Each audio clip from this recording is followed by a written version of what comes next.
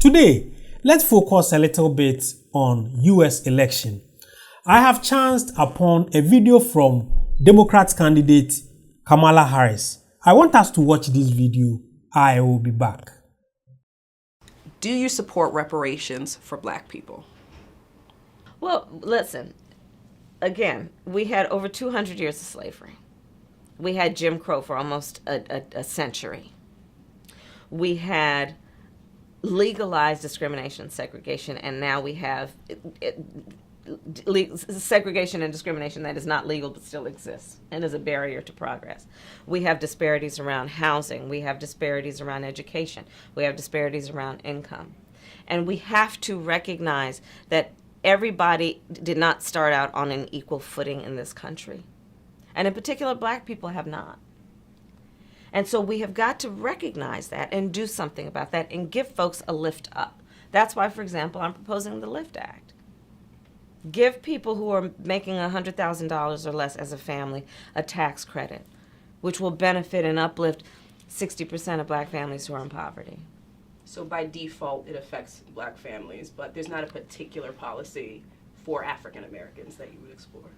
But no, if you look at the reality of who will benefit from certain policies, when you take into account that they're not starting at the same place and they're not starting on equal footing, it will directly benefit Black children, Black families, Black homeowners, because the disparities are so significant.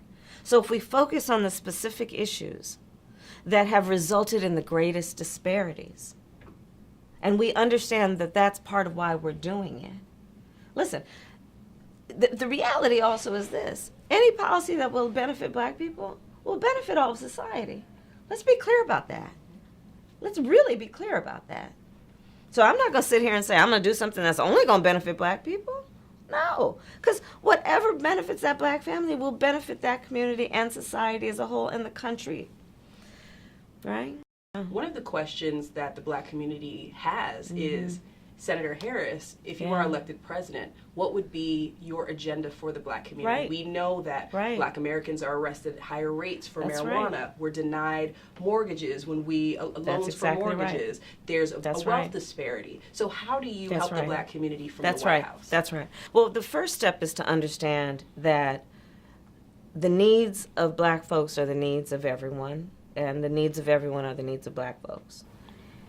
It is also equally important to understand that this is a country that had over 200 years of slavery, had Jim Crow, had legalized segregation and discrimination, and now de facto segregation and discrimination.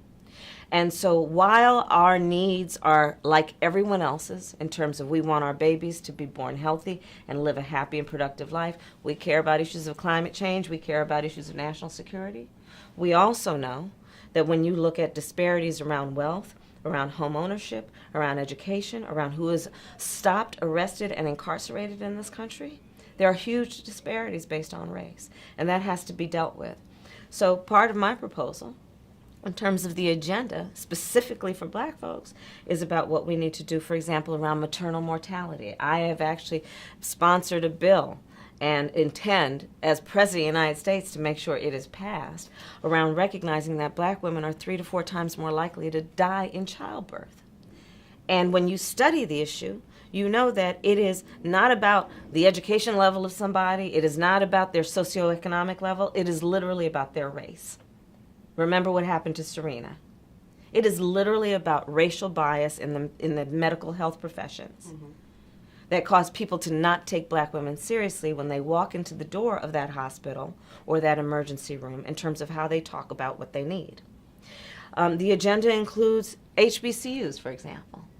I am a proud graduate of Howard University. I know that our HBCUs have raised and helped raise generations of leaders in this country, and do it in a very special way that is about nurturing and about creating high standards and challenging young people to be their best, not giving them any excuse, but giving them all kinds of support. So we need to do more. Yeah, I'm right now working on, and actually got it out of the Senate, and the House passed it around giving more money to HBCUs around their historic landmarks. But there's more to be done around creating incentives for more young people to go into the STEM professions through HBCUs.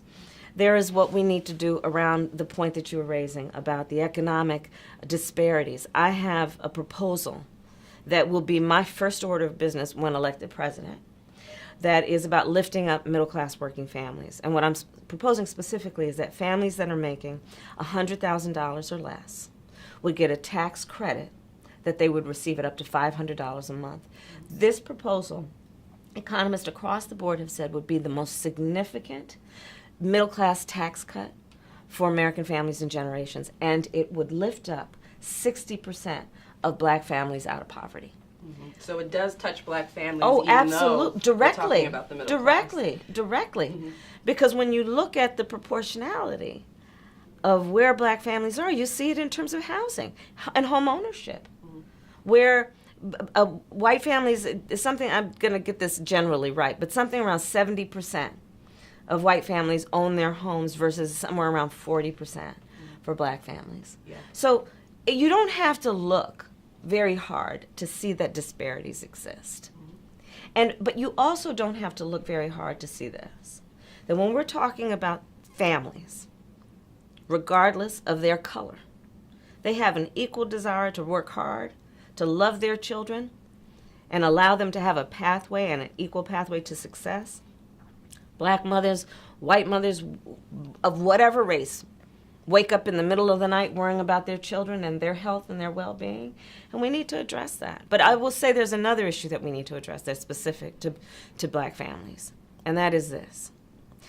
We cannot have a society where a father or a mother, by the time their son turns about 12 years old, has to sit down and have the talk with him about how he will be stopped or chased or arrested or even killed because of the color of his skin. And so how do you intend to change that from the White House? How would you change policy around that? Part of it is that the president makes a decision about who's going to run the United States Department of Justice. Currently, under this administration, they have shut down the pattern and practice investigations that involve investigating police departments that have a pattern and practice of discrimination. Those need to be reopened and revived with vigor, because no American should want that a police department that has a history and a pattern and practice of discrimination should be able to get away with that without consequence and accountability. Another issue is what happens through the Department of Justice around consent decrees, which are basically a requirement that police departments that have a history of that kind of behavior, they're under a court order for supervision. This Department of Justice has essentially shut those down. Right. First order of business would be to revive those. When it comes to politicians, I don't trust none, even though I sometimes follow American politics. There's one thing that I have realized. One thing I have realized is I don't really trust Democrats when it comes to Democrats and Africans affair. I don't really trust Democrats because Democrats are one party that normally push some weird policies on Africans. When Obama became president, most Africans were so happy. Most Africans were excited that one of our own has been able to fight his way to the top. But one of the most biggest tragedy that ever happens in Africa was caused by Obama, which is he was the one who is behind the elimination of the late Libyan president Muammar al-Gaddafi. And that incident has dawned on every Pan-African because it was a very sad situation. Muammar Gaddafi believed in Pan-Africanism. He wanted the well-being of Africa. Recently, I was reacting to one of Minister Louis Farrakhan video, and he confessed that somewhere in 80s, Muammar Gaddafi supported him with $5 million to fight or use it to support his activist, which is the civil rights activist stuff he was doing. Muammar Gaddafi had plans for Africa, but what happens? He was tagged as a dictator and he was eliminated by NATO with the supervision of Obama. So when it comes to US elections, Africans know, what do we call it? Democrats are kind of some party that don't have Africans at heart. So, but let's talk about the blacks. The blacks should know and understand who tells them the truth or who has the best policies whom they should support. But what I will say is they shouldn't use that she's black because she's black and she's this and she's that to vote. They should vote based on how the Democrats has performed and policies that they have put in place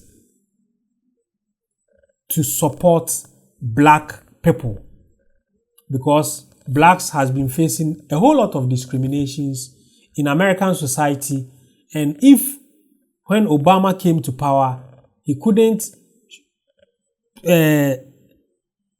place laws that can help curb all this discrimination and racism. If he couldn't do that, I don't think Kamala Harris can do anything about it. So it's better you vote for someone who you think can help bridge the gap between the blacks and the whites. This is the only thing I can say about all this US election.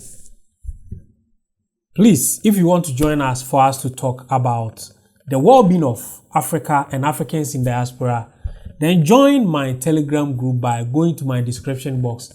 Click on the Telegram link. It will take you straight to the platform. Join us for us to talk about the well-being of Africa. If today is also your first time coming to this channel, then don't forget to subscribe to this channel and turn on the notification button so that anytime I upload any great content, you will be notified. I'm always your guy, De-Graft Amoako. Thanks for watching.